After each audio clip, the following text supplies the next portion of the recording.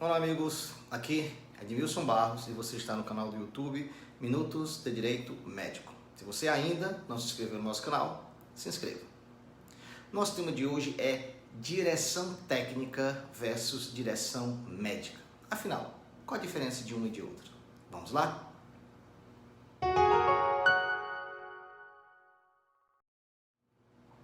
Em ética médica, há um assunto super discutido, mas ainda é objeto de dúvida extremamente comum.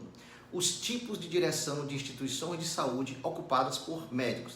Direção técnica, a direção médica e a direção administrativa. Para começar, dois pontos importantes. O primeiro, como já ficou claro em estudos anteriores, resolução dos Conselhos de Medicina Federal ou de algum regional é lei para o médico, independente de qual conselho tenha se originado. Esse entendimento se deve ao fato de que os conselhos, em conjunto, formam uma única autarquia federal. Significa dizer que desrespeitar a resolução é infração ética. O que aqui se apresenta são conteúdos de resoluções, portanto, são situações de cumprimento obrigatório, sob pena de cometer ilícito ético. Como segundo ponto, direção administrativa, ou seja, função eminentemente gerencial de serviço de saúde, infelizmente não constitui função privativa de médico. Dito isso, então, qual seria a diferença entre direção técnica e direção médica? Várias são as normas éticas que definem competências, direitos e deveres de diretores técnicos e diretores clínicos. Neste estudo, se procurará consolidar os principais pontos.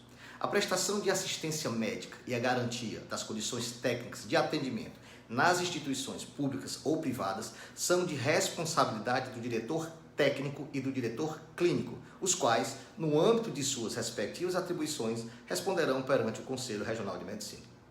O diretor técnico é o responsável perante os Conselhos Regionais de Medicina, autoridades sanitárias, Ministério Público, Judiciário e demais autoridades pelos aspectos formais do funcionamento do estabelecimento assistencial que representa.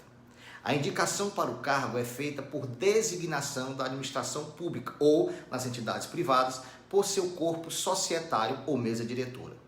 Nos impedimentos do diretor técnico, a administração deverá designar um substituto, também médico, imediatamente, enquanto durar o impedimento. São os principais deveres do diretor técnico: zelar pelo cumprimento das disposições legais e regulamentares, assegurar condições dignas de trabalho e os meios indispensáveis à prática médica, sendo responsável por deficiências materiais, instrumentais e técnicas da instituição. Assegurar funcionamento das comissões de ética médica.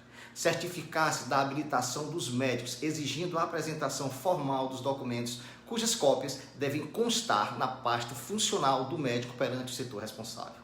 Também a função organizar a escala de plantonistas, zelando para que haja completude, ou seja, não pode haver lacunas. Solucionar e evitar a ausência de plantonistas. Na esfera administrativa, deve envidar esforços para assegurar a repasse dos honorários e do pagamento de salários, comprovando documentalmente as providências tomadas junto às instâncias superiores para solucionar os problemas. Também assegurar que as condições de trabalho no que diz respeito ao serviço de manutenção predial. Deve assegurar que o abastecimento dos produtos e insumos, inclusive alimentos e produtos farmacêuticos, não faltam.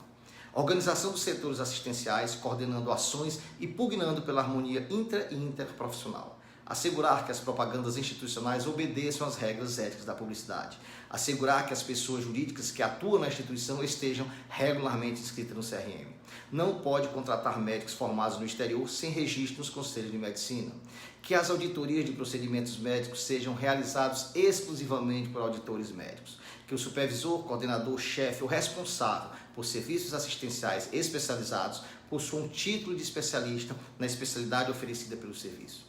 Os diretores técnicos de planos de saúde, seguro-saúde, cooperativas médicas e prestadores de serviço em autogestão se obrigam a zelar pelo que estiver pactuado nos contratos e que na ocorrência de glosas das faturas seja descrito o que foi glosado e suas razões. E ainda, verificação das condições de regularidade de seus contratados, que é a pessoa física, que é a pessoa jurídica, perante os conselhos de medicina, e que não sejam realizadas auditoria à distância.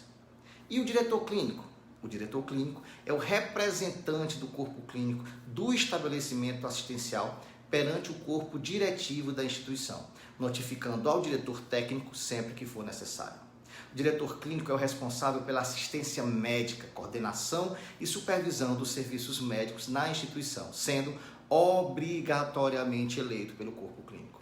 São as principais funções do diretor clínico: assegurar que todo paciente internado na instituição tenha um médico assistente, exigir dos médicos assistentes ao menos uma evolução e uma prescrição diária de seus pacientes no prontuário, organizar os prontuários, exigir dos médicos o assentamento no prontuário de suas intervenções médicas com as respectivas evoluções, disponibilizar livro ou meio digital para registro de ocorrência nos plantões, determinar que os médicos plantonistas de UTI e dos serviços hospitalares de urgência e emergência médica não sejam deslocados para fazer atendimento fora de seus setores, dirigir e coordenar o corpo clínico da instituição, supervisionar as atividades de assistência médica da instituição, comunicando ao diretor técnico todas as eventuais irregularidades, atestar os atos médicos praticados pelo corpo clínico e pelo hospital sempre que necessário, recepcionar e assegurar aos estagiários acadêmicos e médicos e residentes médicos condições de exercer suas atividades,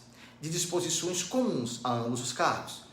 Ao médico será permitido assumir a responsabilidade, seja como diretor técnico, seja como diretor clínico, em duas instituições públicas ou privadas, excetuando-se dessa limitação as pessoas jurídicas de caráter individual, em que o médico é responsável por sua própria atuação profissional.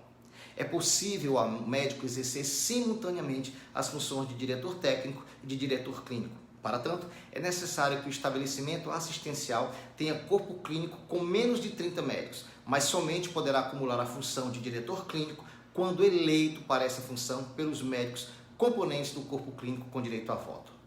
É exigida para o exercício do cargo ou função de diretor clínico ou diretor técnico de serviços assistenciais especializados a titulação em especialidade médica correspondente registrada no Conselho Regional de Medicina.